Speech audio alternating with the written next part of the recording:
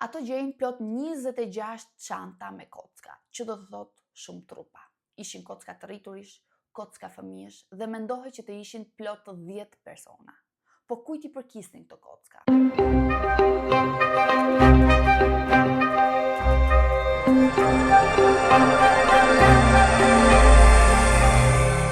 Përshëndetje gjithëve dhe mirë se erdhët në kanalin tim. Për gjithë ju që s'më njihni, unë jam Lori dhe si gjithmonë do të jem këtu me ju për t'ju treguar një histori të vërtet krimi. Nëse jeni të apasionuar pas historive true crime ose misterioze si puna ime, atëherë ju rekomandoj që të bëni një subscribe për të qenë gjithmonë të azhurnuar mbi videot e reja. Ju kujtoj që qëllimi i kanali është informativ dhe jo gjykues ndaj personave që marrin pjesë në këtë histori. Emanuela Orlando lindi në Rom më 14 maj të vitit 1968 dhe kur ndodhi kjo ngjarje ishte 15 vjeç dhe jetonte në Vatikan së bashku me prindërit dhe motra dhe vëllezërit e saj. Por për gjithë ju që se dini, Vatikani është një qytet-shtet dhe në fakt Vatikani është zemra e kishës katolike romake. Është një shtet më vete dhe shteti më i vogël në botë dhe marrja e shtetësisë për të jetuar atje është jashtëzakonisht shumë e vështirë, sepse në Vatikan jeton papa, kardinalët, figura të tjera që kanë lidhje me kishën dhe njerëz të cilët banojnë atje për arsye pune. Familja e Emanuelës banonte pikërisht atje, sepse gjyshi i tij punonte në Vatikan dhe si pasojë dhe ati Emanuelës punonte në Vatikan si elektricist. Por, pas daljes në pension të gjyshit të Emanuelës, vendin e tij e merri ati, pra dhe zëvendin e tij në prefekturë. Emanuela dhe vëllai i saj Pietro Orlando kishin shumë vite diferencë me njëri tjetrin, por edhe pse kishin shumë vite diferencë me njëri tjetrin, ishin jashtëzakonisht shumë të lidhur me njëri tjetrin. Në fakt, ajo kishte një talent shumë të veçantë për muzikën dhe u binte shumë bukur disa instrumenteve muzikore, përfshirë këtu flautin dhe pianos. Por megjithatë, Emanuela kishte vendosur një sfidë me veten e saj, të mësonte vëllain e saj të luante në turno të Chopin. Por kjo dëshirë, kjo sfidë që Emanuela kishte vendosur me veten e saj, nuk u plotësua kurrë, sepse një ditë ajo zhduket në mënyrë misterioze. Ishte qershori vitit 1983 dhe Emanuela sapo kishte mbaruar vitin e dytë në Kolegjin Nacional Vittorio Emanuele II dhe kishte lënë për në vjesht lëndët si latinisht dhe frëngjisht dhe mbi të gjitha studionte dhe muzikë në shkollën Piazza Sant'Apollinare në Rom, pranë Senatit të Republikës. Më 22 qershor të vitit 1983 në orën 4 të pasdites, Manuela kishte mësim. Por përpara se të dilte nga shtëpia, ajo i kërkon vëllait të saj Pietros që ta shpjente në shkollë sepse atë ditë në Rom bënte jashtëzakonisht shumë nxehtë dhe kjo e fundit nuk kishte dëshirë të merrte autobusin. Por vëllai i saj i përgjigje që nuk ka kohë sepse ka disa gjëra më të rëndësishme për të bërë. Dhe në këtë pikë ndizet një debat mes motrës dhe vëllait, duke i thënë që kjo e fundit, pra Emanuela i thotë që ti kur nuk e kohë për mua, për gjithë tjerë gjen kohë vetëm për mua jo, pra debate që shpesh ndodhin mes motrave dhe vëllezërve. Në fund, Emanuela doli nga shtëpia duke përplasur derën, por duhet thënë që ajo ditë fatkeqësisht ishte dita e fundit kur u pan dhe folën me njëri tjetrin. Emanuela shkon në mësimin e saj të muzikës në orën 4 dhe qëndroi atje deri në orën 6:45, pra 10 minuta përpara se të përfundonte ora e mësimit.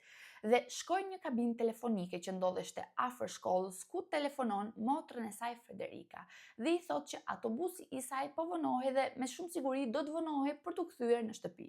Dhe mbi gjitha i tregon diçka tjetër. I thotë që një burr e ndaloi në rrugë dhe i ofroi një punë. Ajo e përshkroi këtë burr si një person të paraqitshëm, një person i cili ishte veshur në mënyrë elegante dhe Emanuelës ishte dukur një person i besueshëm. Prandaj Emanuela kishte vendosur të dalonte dhe të kuptonte se çfarë ky person po i ofronte. Dhe ky burr i kishte ofruar Emanuelës punë. Pra, në një farë mënyre, Emanuela do të bënte shpërndarjen e disa fletushkave të firmës kozmetike Avon për një sfilat që do të bëhej. Dhe për këtë punë ajo do të paguaj 375 lira. Dhe duhet thënë që 375 lira janë një shumë e madhe për një punë të tillë. Motra e saj i tha: Emanuela, më duket në fakt një ofertë jashtëzakonisht shumë e çuditshme dhe duhet të kesh kujdes. Por për mendimin tim, më mirë të shkosh në shtëpi, të presësh prindrit, të flasësh me ta dhe pastaj të vendosësh. Por Emanuela u përgjigj që ky person i kishte thënë që do ta priste jashtë shkollës së muzikës në orën 7, që kjo e fundit t'i jepte një përgjigje dhe në një farë mënyrë nuk kishte shumë kohë. Dhe për të siguruar motrën e saj, ajo i tha që ky burr i kishte thënë që mund të merrte edhe dikë tjetër me vete në sfiladën që do të bëhej. Tani, në këtë pikë dim që Emanuela doli 10 minuta përpara se të mbaronte ora e mësimit, sepse pikërisht po priste atë person. Dhe pas telefonatës që kreu me motrën e saj, ajo shkoi në stacionin e autobusave së bashku me dy shoqet e saj, ku Emanuela u tregoi shoqeve të saj për ofertën e punës që i kishte ofruar ky zotëri. Dhe shoqet e saj i thanë që të ketë kujdes sepse ishte shumë e çuditshme që për një punë kaq le të themi të rëndomt, që nuk është e rëndomt, të kishe një pak kaq të lartë. Emanuela u përgjigj që nuk duhet të shqetësoheshin, do ishte shumë e kujdesshme dhe në fakt kur erdhi autobusi, ajo nuk hypi së bashku me dy shoqet e saj, duke supozuar që autobusi ishte plot e përplot me njerëz dhe do të hipte në autobusin e ardhshëm. Por në fakt ajo nuk hypi në autobus sepse po priste pikërisht atë person dhe mbi të gjitha shkoi në vendin ku ishte takuar për herë të parë me të. Dhe kjo gjë në fakt është një supozim dhe nuk dihet me siguri, por që pas asaj dite Emanuela u zhduk pa asnjë gjurmë. Familja e saj, duke parë që Emanuela nuk u kthye në shtëpi, filloi të shqetësohej menjëherë, sepse nuk kishte tipike Emanuelës të vonohej kaq shumë dhe të mos lajmërohej nëse do të kishte ndodhur diçka. Dhe menjëherë menduan që mos i kishte ndodhur ndonjë aksident. Prandaj menjëherë ngritën alarmin. Nëna dhe njëra nga motrat e saj përshkuan të gjithë rrugën që të çonin për te shkolla e muzikës në këmbë për të gjetur Emanuelën dhe vëllai i saj Pietro bëri të njëjtën gjë por me motor, dhe menjëherë morën në telefon të gjithë personat që njihnin Emanuelen nëse e kishin parë apo kishin folur me të. Tashmë ishin zyrtarisht të gjithë në panik dhe të gjithëve u erdhi menjëherë në mendje personi që kishte ofruar punë Emanueles. Pra, imagjinoni një person të madh në moshë që të ofron një shumë të madhe parash dhe Emanuela pas disa orësh zhduket, rastësi u duket, dhe në fakt është shumë e vështirë të besosh që këto dy gjëra nuk ishin të lidhura me njëra tjetrën. Vllai i saj Pietro filloi që ta kërkonte për gjatë gjithë natës në përparqe, në përlulishte dhe madje i shkoi mendja tek më e keqja. Ai mendonte që ai person ishte një manjak dhe kishte rrëmbyer Emanuelën që ta trafikonte apo ta shiste apo diçka tjetër. Ndërkohë, babai i Emanuelës shkoi në stacionin e policisë së Vatikanit për të raportuar zhdukjen e vajzës së tij. Por përgjigjja që i dhan policia nuk ishte ajo që dëshironte familja Orlando. Ata i thanë një farë mënyre që mos u shqetëso, do të vi, ndoshta ka harruar të lajmëroj, ndoshta është me një shoqen e saj, ndoshta ka shkuar duke ngrënë një picë, dhe më pas një polic i thot një frazë që të bën të nervozohesh në maksimum. I thot pikërisht këto fjalë: "Ha, më mos u shqetësoni, sepse nuk është një vajzë kush e di se sa e bukur, e shikon?" E gjitha kjo për të treguar që denoncimi i zhdukjes nuk u regjistrua deri të nesërmen, pra autoritetet lanë që të kalonin plot 24 orë. Dhe duhet dini që 24 orët e para janë themeltare për çdo lloj zhdukje. Por le të kujtojmë që ishte viti 1983 dhe në ato vite gjërat ishin ndryshe, por mbi të gjitha nuk ndodhte çdo ditë që një qytetare e Vatikanit të zhdukej pa lënë gjurmë. Veprimi i parë që bën autoritetet pas denoncimit ishte lajmërimi i Papës, i cili ndodhej në Poloni. Dhe në këtë pikë Pietros i lind mendimi: si është e mundur që për zhdukjen e një vajze 15 vjeçare që para disa orësh e konsideronit si një zhdukje normale, tani shqetësoni Papën që ndodhet në Poloni? Megjithatë, hetimet filluan menjëherë. Ato folën menjëherë me një roje sigurie dhe me një roje urbani që ndodheshte afër shkollës së muzikës së Emanuelës. Dhe ato deklaruan që Emanuela e kishin parë Emanuelën pra të fliste me një burrë që ishte rreth të 40-tave me një fytyrë të gjatë, i mbajtur pra elegant, dhe policia në këtë pikë arrin që të krijojë një identikit. Hetuesit kontaktuan menjëherë dhe firmën kozmetike të Avonit, dhe ato përgjigjen që nuk kishin në dijeni të asgjëje dhe nuk kishin nxjerr asnjë person për të shpërndarë fletushka për një X sfilat që supozohej që do të mbahej. Dhe mbi gjitha, kompania pra Avon siguron policinë që ajo gjithmonë merrte ose punsonte vetëm gra në këtë lloj fushe dhe nuk kishte punsuar një burr 40 vjeç për të rekrutuar vajza të reja për ta. Babai dhe xhaxhai i Emanuelës e mbushën të gjithë qytetin me postera me fotografinë e Emanuelës, dhe ky ishte momenti kur rasti u bë i njohur nga publiku. Dhe në fakt ishte shumë e çuditshme që një qytetare e Vatikanit, ose më saktë një vajzë nga Vatikani, të zhdukej pa lënë gjurmë, pasi kjo gjë nuk kishte ndodhur kurrë më përpara. Në ditët në vijim, në familjen Orlando vijnë 2 telefonata nga 2 burra të ndryshëm. Njëri quhej Pierluigi dhe tjetri quhej Mario. Dhe këto 2 burra pretendonin që kishin folur folur me një vajzë. Pra, kishin takuar një vajzë që po shishte sende të ndryshme dhe në këto sende të ndryshme ishin dhe produktet kozmetike Avon. Përshkrimi që i bën burrat vajzës ishte shumë i përpikt me Emanuelen. Pra, ishte brune, mbante zyze, dinte t'i binte flautit sepse kishte me vete valixhen e flautit. Por e vetmja gjë që nuk bënte sens ishte se këto burra thonin që vajza quheshte Barbara dhe jo Emanuela. Përveç emrit, familja Orlando mendonte që kishte shumë ngjashmëri dhe në këtë pikë u kërkuan këtyre burrave që të vinin dhe të flisnin personalisht me ta. Dhe kur ato i thanë që "Okej, pse nuk vini të flasin personalisht, ne ndodhemi në Vatikan." Dhe kur gjuan emrin Vatikan, të dy burrat i përgjigjen: "Si? Në Vatikan? Je prift?" Dhe kjo përgjigje e tyre në fakt ishte shumë e surprizuar dhe dukeshe sikur dikush i kishte mësuar, pra i kishte kërkuar të telefononte familje Orlando dhe t'i thonte pikërisht ato fjalët që ata thanë. Por pas kësaj, ato dy burra nuk u dëgjuan më. Situata filloi të bëhej akoma më e çuditshme vetëm 11 ditë pas zhdukjes së Emanuelës, kur më trekorik Papa bëri një apel. Dëshiroj të shpreh mbështetjen time të thellë dhe të jem pranë familjes Orlandi. U drejtohem atyre që mbajnë përgjegjësi për këtë rast dhe ftoj të tregojnë humanizëm. Në atë kohë, Papa ishte Gjon Pali i dytë dhe në fjalët e Papës ishte fjala përgjegjësi dhe fajtor. Dhe në mënyrë indirekte, Papa kishte thënë që Emanuela ishte rrëmbyer nga dikush, por deri në atë kohë askush nuk kishte folur për rrëmbim. Ky apel shkaktoi një valë të madhe mediatike. Çdo gazetar, çdo televizion filluan të flasin mbi rastin. Por fakti që Papa shpalli, le të themi, mbështetjen e kishës mbi familjen Orlando nxiti shumë spekulime, sepse shumë persona menduan që Vatikani dinte më shumë nga çka tregonte. 2 ditë pas këtij apeli, më 5 korrik, rreth orës 9 të mbrëmjes, vjen një telefonat në zyrën e shtypit të Vatikanit. Ishte një burr që pretendonte që ishte një nga rrëmbyesit e Emanuelës dhe kërkoi të fliste me sekretarinë e shtetit. Ky burr në fakt kishte një theks shumë të fortë anglez dhe mediat filluan ta quajnë atë Amerikani. Amerikani tha që ai e kishte rrëmbyer Emanuelën dhe kur familja Orlando i kërkoi një provë që të sigurohej që Emanuela ishte me të, ai e la atë të fliste dhe vajza përsëriti pikërisht këtë fjalë. Kolegji Nacional Vittorio Emanuele II do të filloj vitin e 3 të gjimnazit shkencor dhe këtë gjë e përsëriti plot 6 herë. Dhe kur Pietro dëgjoi këtë zë, ai e kuptoi që menjëherë ishte zëri i Emanuelës dhe i kërkoi amerikanët se çfarë donte në shkëmbim që të lironte motrën e tij. Della sua figliola. Sì, ma me la faccia sentire bene.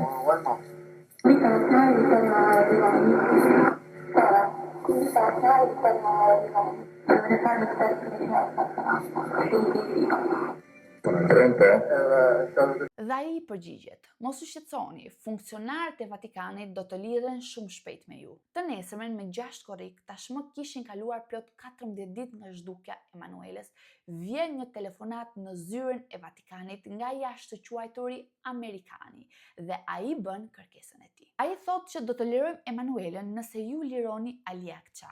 Po kush ishte Ali Akça? Ali Akça ishte një terrorist turk dhe në fakt kërkohej në Turqi, por ai ndodheshte në burg sepse ishte dënuar për atentatin që i kishte bërë Papa Gjon Pali të dytë. Më 13 maj të vitit 1981, kur Papa Gjon Pali i dytë po futeshte me makinën e tij të hapur në sheshin e Shën Pietrit, u dëgjuan 2 të shtëna. Ali Akça kishte qelluar papën dhe ishte arratisur.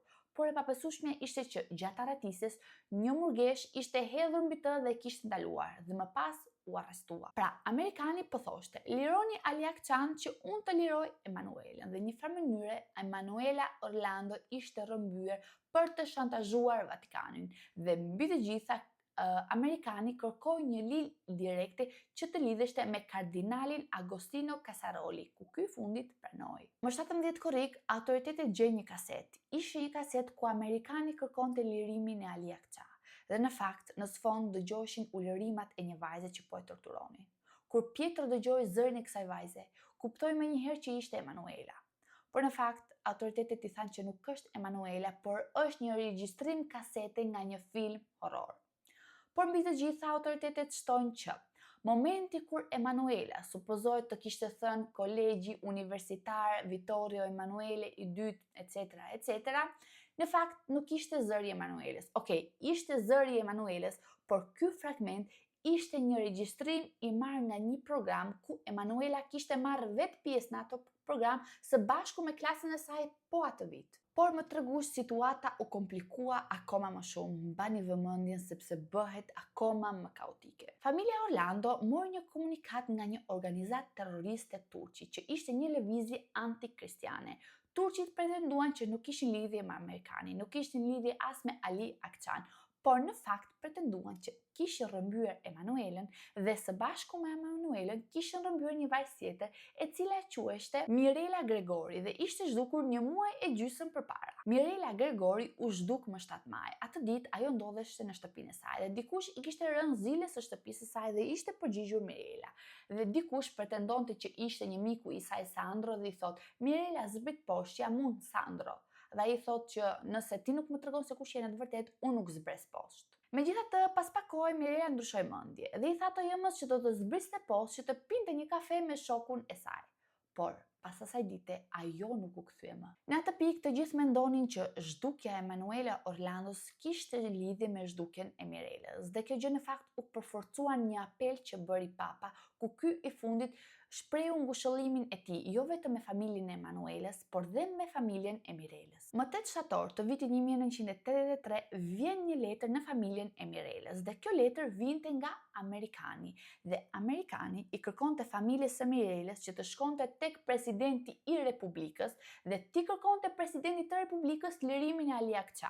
Dhe me lirimin e Ali Akça do të lirohej dhe Mirela. Por që të flisi me presidentin ishte jashtëzakonisht shumë e vështirë, por për të gjithave komunikimi ndodhi. Presidenti i priti shumë mirë, me mirësjellje foli dhe mbi të gjitha mbajti një konferencë për shtyp ku foli për zhdukjen e të dyja vajzave, për zhdukjen e Mirelës dhe për zhdukjen e Emanuelës, por nuk tha asgjë me lirimin e Ali Akça. Dhe në këtë moment, në familjen e Mirelës vjen një telefonat ku Amerikani u thot: "Për Mirelën nuk kam asgjë për të bërë. Ajo ka vdekur." Dhe mbi të gjitha shton dhe thot që trupi i saj do të kthehet në një moment të ardhshëm. Në thelb ato thonin: "Ne kërkuam një shkëmbim. Ju dështuat. Presidenti nuk dha falje për Ali Akçan dhe ne vram vajzën tuaj. Tani është radha e Emanuelës dhe tani do të shohim se sa seriozisht do ta merrni kur ne kemi vrarë një vajzë." Por problemi ishte ky.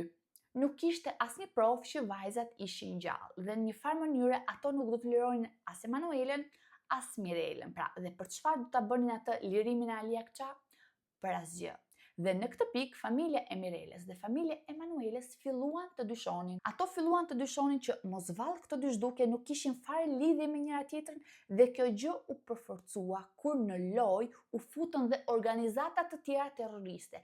Filluan të marrin telefonata nga organizata nga më të rrezikshmet islamike deri në organizatat më të panjohura kineze, që të gjitha organizatat pretendonin që kishin rrëmbyer Emanuelën, kishin rrëmbyer Mirelën dhe në fakt u kuptua që zhdukja e një qytetare të Vatikanit kishte marrë lajmin në përbot dhe të gjitha organizatat po përfitonin nga ky rast. Në këtë pikë, e vetmja gjë që duhet bënin ishin të bënin hapa prapa për të qetësuar të gjitha ujërat. Dhe tashmë kanë kaluar plot 14 vite nga zhdukja e Emanuelës, deri më 19 dhjetor të vitit 1997, kur hetimi i parë për Emanuelën u mbyll përfundimisht. Tani, në këtë pikë, të gjithë ishin të bindur që situata ndërkombëtare që Emanuela ishte rrëmbyer për të shantazhuar Vatikanin dhe i pari që provoi ishte Amerikani, më pas organizata të tjera terroriste, e gjitha ishte një mashtrim komplet. Deri në vitin 2005.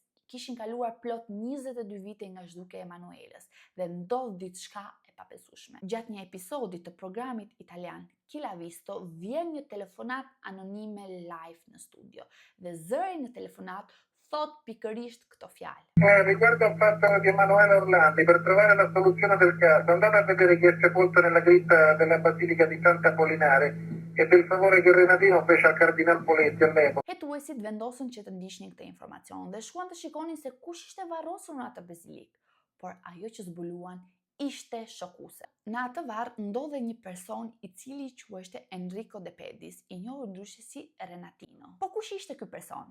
Ky person ishte bos i mafjes së Malianës, pasi nëse dini, Maliana është organizata më famkeqe e krimit të organizuar në Rom. Dhe zbulojnë që varri i këtij bosi në bazilik ishte në fakt i dëshiruar dhe i autorizuar nga kardinali Ugo Poletti. Ky kardinal, pra Ugo Poletti, në atë kohë ishte president i konferencës i Peshkëvi, por pyetja është pse? Çfarë bënte një bos i mafjes i varrosur në bazilik? Kjo varrosje kishtare në fakt është shumë e veçantë dhe ndërlikuar dhe quhet ndryshe varrosje e veçantë. Dhe ti për të pasur këtë varrosje të veçantë, në fillim duhet të çosh një kurrikulum ku të listosh të gjitha pikat pse ti meriton këtë lloj varrosje. Faktikisht jam shumë kurioze të di se çfarë pikash ka përmbushur ky bos i mafjes për të pasur një varrosje të tillë. Por pyetja më e rëndësishme është çfarë nderi ka bërë kardinali që kardinali ka autorizuar varrosjen e tij në atë vend. Hetuesit fillojnë që ndjekin një pistë të re në lidhje me zhdukjen e Emanuelës, pasi hetimi i parë ishte në nivelin ndërkombëtar me Vatikanin, ndërsa hetimi i dytë ishte me bandën e Malianës dhe sërish me Vatikanin. Dhe me sa duket Vatikani gjithnjë është në lojë. Por duhet të dini që banda e Malianës kishte si aktivitet rrëmbimin e personave dhe me sa duket kjo pistë le themi ishte pista e duhur. Klani i këtij Ratinhos në fakt ishte shumë i lidhur me IOR, pasi IOR ishte banka më e madhe ku gjithë fetarët ruajnë paratë e tyre dhe po flasim për shuma të mëdha parash. Kreu i kësaj banke vatikanse ishte Monsignor Paul Marcinkus dhe për disa persona ishte personi më i mirë në botë, ndërsa për disa të tjerë ishte djalli i vet. Paul Marcinkus në fakt kishte shumë lidhje me organizata kriminale dhe nga kjo bankë kishin filluar që të zhdukeshin shuma të mëdha parash. Dhe një organizatë tjetër kriminale që Paul kishte lidhje të bënte ishte L'Ndrangheta. Praktikisht L'Ndrangheta i kishte besuar kësaj banke vatikanse plot 130 milion lira për të pastruar. Por për shkak të një krize financiare që ndodhi në vitin 1977, këto 130 milion lira humbën komplet, nuk ekzistonin më. Nëse keni qenë të vëmendshëm deri tani, tashmë duhet keni kuptuar që Emanuela ishte një vajzë 15 vjeçare, ishte zhdukur dhe ishte rrëmbyer nga dikush, por nuk dihet se kush. U bë publike që Emanuela ishte një qytetare nga Vatikani dhe kur kjo gjë u bë publike, shumë organizata kriminale filluan ta shfrytëzonin këtë mundësi për të shantazhuar Vatikanin dhe të njëjtën gjë bëri dhe L'Ndrangheta. Sapo kjo organizatë mëson që një qytetar e Vatikanit është zhdukur, thotë, pse mos ta provoj edhe unë? Gjitha organizatat e tjera kanë provuar, por ndryshe nga organizatat e tjera, kjo është organizata më famkeqe. Kjo organizat i drejtohet Renatinhos Pëndim, kur Renatinho ishte bosi i mafjes më i fuqishëm në Rom. Dhe Renatinho gjen rrëmbyesit e Emanuelës, shkon, vret rrëmbyesit e Emanuelës, merr Emanuelën dhe fillon që t'i bëjë shantazh Vatikanit. Më 22 qershor në vitin 2005, familja Orlando poston edhe një herë, ose më saktë riposton edhe një herë të gjitha fotografitë e Emanuelës. Dhe në këtë pikë një gazetare kontakton Pietron duke i thënë që ai ka dëgjuar rastësisht deklaratën që ka bërë Sabrina Minardi. Sabrina Minardi në fakt për shumë vite ka qenë e dashura e Renatinhos dhe në këtë moment ka vendosur të flasë dhe duhet thënë që kishte shumë për të thënë. Ajo thotë që Emanuela ishte dërguar Renatinhos dhe në fakt ishte dërguar në shtëpinë e tij dhe në ditët që Emanuela ndodheshte aty kishte ardhur për vizitë Paul Marcinkus, i cili e kishte vizituar disa herë dhe sipas Sabrinës, ato të dy kishin pasur marrëdhënie intime me njëri tjetrin. Dhe me sa duket ky Monsignor kishte pasur një dobësi shumë të madhe për vajzat e reja. Sipas Sabrinës, me sa duket Marcinkus kishte urdhëruar që në fillim rrëmbimin e Emanuelës dhe për ndihmë i kishte kërkuar ndihmë bandës së Malianës. Në fakt Sabrina thotë që shoferi i Renatinhos, një person që quhej Sergio, kishte marrë Emanuelën dhe nëse kujtoni kur hetuesit morën në pyetje oficerin e policisë dhe rojen e urbanit që ndodheshte afër shkollës së muzikës së Emanuelës, ato bën një përshkrim të personit që kishin parë duke folur me Emanuelën dhe policia nga ky përshkrim bëri një identikit dhe identikiti i policisë ngjasote në mënyrë shumë të frikshme me Sergio. Ky person në fakt ishte arrestuar dhe ishte dënuar për shumë krimesh, por gjithmonë kishte mohuar lidhjen që kishte me Emanuelën. Pra thoshte që nuk e njihte Emanuelen dhe kur nuk kishte biseduar me të. Por me kalimin e kohës, rrëfimi i saj ndryshon dhe bëhet paksa i pabesueshëm. Dhe shumë persona mendojnë që diçka e ka friksuar ose dikush. Në korrik të vitit 2010, në fakt u hap varri i Renatinhos për të inspektuar dhe në fakt u zhvendos një vend tjetër, por duhet të thënë që brenda në varrin e Renatinhos u gjetën vetëm kocka dhe nuk u gjet asnjë gjurmë e ADN-s së Emanuelës. Në maj të vitit 2012, prokurori i çështjes Orlando, Gianmarco Capaldo, vendosi të shkonte personalisht në Vatikan, sepse ishte e qartë që kishte nevojë për hetime të mëtejshme, sepse kudo që të shikoje, Vatikani kishte gisht në këtë mesele. Ato nga Vatikani thonë që ne jemi të gatshëm të japim disa emra që kanë luajtur rol të rëndësishëm në zhdukjen e Emanuelës, por vetëm kaq të japim disa emra, asgjë më shumë. Dhe me sa duket është krijuar një marrëveshje mes një prokurori dhe Vatikani. Por në fakt kjo marrëveshje nuk ishte marrëveshje, do thoni ju pse. Dëgjoni me mendje. Por kjo lloj marrëveshje, siç thotë dhe vetë prokurori, nuk ishte marrëveshje, sepse kur nuk mund të ketë një marrëveshje mes një prokurori italian dhe një shteti të Vatikanit. Pra dhe ajo marrëveshje që supozoj të ishte marrëveshje që Vatikani të jepte disa emra që kanë luajtur rol të rëndësishëm në zhdukjen e Emanuelës, nuk u bë kurrë. È vero che lei è andata in Vaticano per effettuare una trattativa? Questa domanda, diciamo, non rispondo, perché non possono esserci trattative tra un procuratore italiano e lo Stato Vaticano. È venuto questo. Më 6 maj të vitit 2012, kanë kaluar plot 32 vite nga zhdukja e Emanuelës dhe mbyllet hetimi për herë të dytë. Por hetuesit kanë një pistë të tretë dhe protagonist i kësaj piste të tretë ishte vetë Vatikani. Ato zbulojnë se para pak zhdukjes së Emanuelës, Emanuela kishte folur me një shoqen e saj dhe i kishte thënë që kur një ditë Emanuela ndodheshe në kopshtet e Vatikanit, një burr i cili ishte shumë i afërt me papën, ishte afruar asaj dhe kishte tentuar ta ngacmonte atë. Kardinali Silvio Odi pas shumë vitesh dele thot se Emanuela ishte kthyer në shtetin e Vatikanit dhe kishte dalë përsëri me makinë me një monsenjor. Dhe sipas tij, Emanuela është e përfshirë në një sër festash. Dhe për të mbrojtur këtë teori, ka një sër deklaratash të rënditse nga Prift Amorth, i njohur si egzorcisti më i famshëm i dioqezës së Romës. Sipas tij, Emanuela ishte një viktimë e një feste me temë satanike dhe mënyra se si ishte njohur Emanuela, duke ju ofruar një ofertë pune, ishte një mënyrë tipike që këta persona përdorin për të njohur vajza dhe djemë të rinj për t'i futur në këto rite satanike. Dhe këtë gjë në fakt e konfirmojnë dhe figura të tjera të Vatikanit. Por Emanuela në një farë mënyrë nuk është se do shkonte me vullnetin e saj në këto vende satanike. Dhe teoria e joshjes që dikush e kishte njohur Emanuela duke i ofruar një ofertë pune me një rrok aq të lartë ishte një teori që bënte sens. Por në këtë periudhë, vëllai i Emanuelës mendon të ridëgjojë edhe një herë kasetën që ishte bërë nga amerikani. Mbani mend kasetën që dërgon amerikani që në këtë kasetë dëgjoi zërin një vajzës që u lëriste nga dhimbja dhe në sfond dëgjoshin burra të tjerë të cilët e torturonin këtë vajzë dhe i thonin që pusho, mos bëj zhurmë, mos lëviz, mos bëj asgjë. Dhe tani regjistrimi duke më shumë si një regjistrim i një akti seksual dhe përputhet perfekt me pistën e tretë që po ndiqnin. Pra me pistën seksuale, por SHD në gjithë këtë mesele nuk bashkëpunon as pak dhe nuk mund të zhvilloheshin hetime më të thella.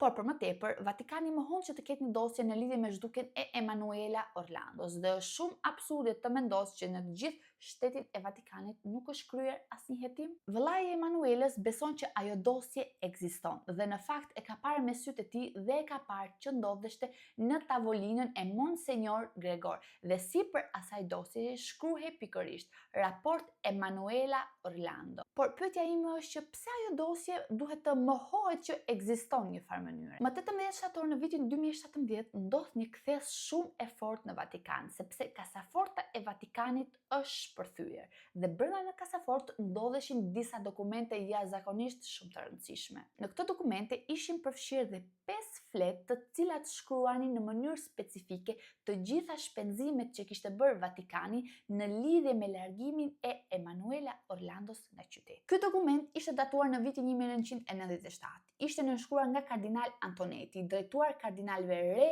dhe Turan.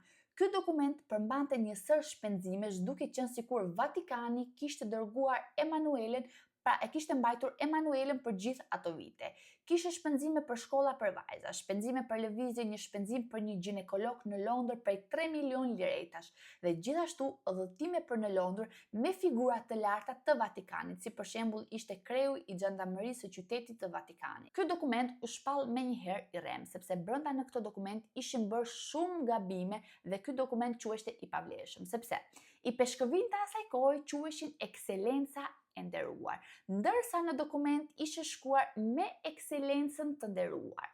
Domethënë, për mendimin tim, më duken, domethënë, sipas mendimit tim është e njëjta gjë, por në fakt ishte një gabim shumë i madh. Një gjë tjetër ishte se ishte shkruar që Emanuela ishte qytetare e Vatikanit, por në të vërtetë qytetarët e Vatikanit nuk quhen qytetar, por quhen të nënshtruar, sepse Vatikani nuk është shtet demokratik. Ky dokument në vetvete përmbante 160 faqe, por nga 160 faqe vetëm 5 ndodheshin në kasafortën e Vatikanit dhe me sa duket pjesën tjetër të dokumenteve e ka dikush tjetër që po i bën shantazh Vatikanit, që thot, unë kam pjesën tjetër të dokumenteve që çfarë ka ndodhur me Emanuela Orlando. Në ato dokument, në fakt, ndodheshin dhe shpenzimet e një trupi, shpenzimet e një varrimi dhe me sa duket lë të nënkuptohet që Emanuela është varrosur në Vatikan. Në vitin 2018, avokati i familjes Orlando merr një letër dhe në këtë letër ndodheshte fotoja e një angjëlli dhe poshtë fotos shkruhej pikërisht këtë fjalë: nëse dëshiron të gjesh trupin e Emanuelës,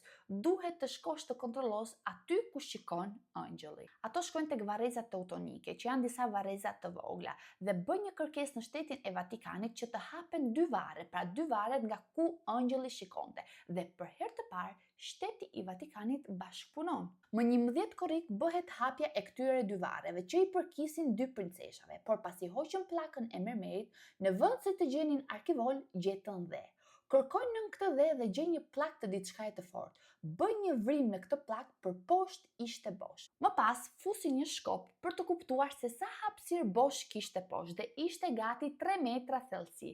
Më pas hapin një vrim më të madhe për të zbritur fizikisht poshtë një person, por atje poshtë nuk gjejnë asgjë. Por miqtë e mi, nga gërmimet e këtyre varreve nuk u gjetën kockat e Emanuelës, nuk u gjetën kockat e këtyre 2 princeshave, por nga gërmimet që u bën, u nxorën plot 26 çanta kockash, që duhet thënë që janë jashtëzakonisht shumë trupa dhe ishin kocka të rriturish, kocka fëmijësh dhe mendoheshin që të ishin plot 10 persona. Por kujt i përkisnin këto kocka?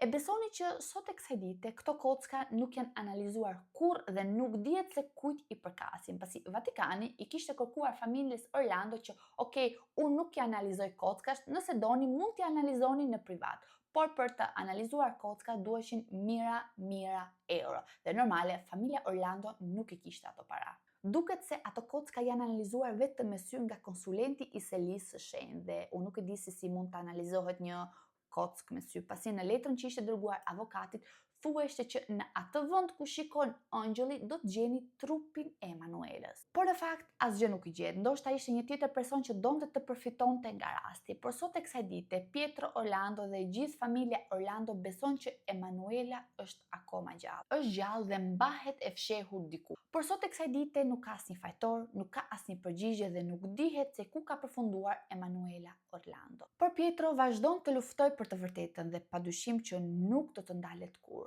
E pra miqtë e mi, këto janë gjitha informacionet që kam mbi rastin e sotëm. Më shkruani poshtë në komente nëse e njihni si rast apo jo, mendimin tuaj, mos harroni të bëni subscribe dhe ne do të shihemi në videon radhës. Deri atëherë, ciao!